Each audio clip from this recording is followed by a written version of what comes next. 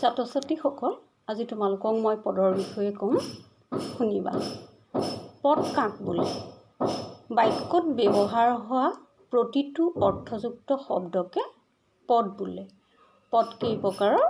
5 প্ৰকাৰৰ: বিশেষ্য, বিশেষণ, সৰ্বনাম, অব্যয় আৰু ক্ৰিয়াপদ।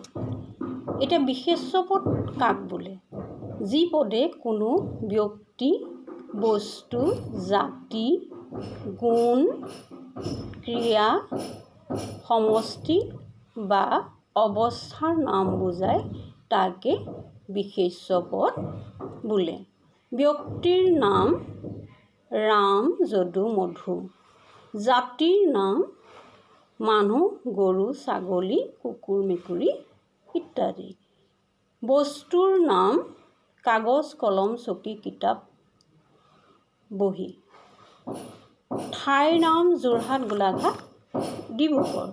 গুণৰ নাম ভক্তি, শ্ৰদ্ধা, দয়া, ক্ষমা ইত্যাদি। ক্ৰিয়াৰ নাম ভ্ৰমণ, গমন, শোৱন, খাৱন ইত্যাদি। এইখিনি হৈছে বিশেষ্য পদৰ উদাহৰণ। এতিয়া বিশেষণ পদ কাক বোলে?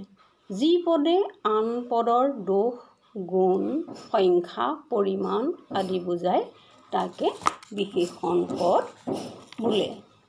বিশেষণ পদৰ উদাহৰণ হৈছে দুষ্ট, শান্ত, বিদগ্ধ, প্ৰকাণ্ড,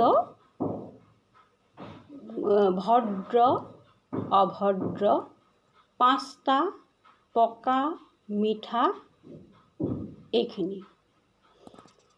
যেনে বিদগ্ধ পণ্ডিত, প্ৰকাণ্ড হাতী, বহুত কিতাপ, পকা আম।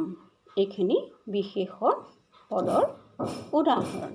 এতিয়া সৰ্বনাম পদ। সৰ্বনাম পদ কাক বোলে? বিশেষ্য পদৰ সলনি যি পদ ব্যৱহাৰ কৰা হয় তাকে সৰ্বনাম পদ বোলে। সৰ্বনাম পদৰ উদাহৰণ হৈছে আমি, মই, তুমি, তোমালোক, এতিয়া, যেতিয়া, তেতিয়া, ইয়াত, তাত ইত্যাদি। এতিয়া অব্যয় পদ। যি পদ বাক্যত ব্যৱহাৰ হ'লেও একো সাল সলনি নহৈ সদায় একেদৰেই থাকে তাক অব্যয় পদ বোলে।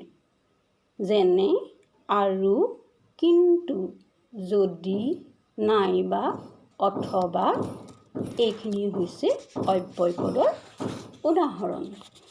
তাৰপিছত আহিলে ক্ৰিয়াপদ। যি পদে কোনো কাম কৰা বা হোৱা বুজায় তাক ক্ৰিয়াপদ বোলে। যেনে কৰিম, কৰিলোঁ, যাম, খাম এইবিলাক।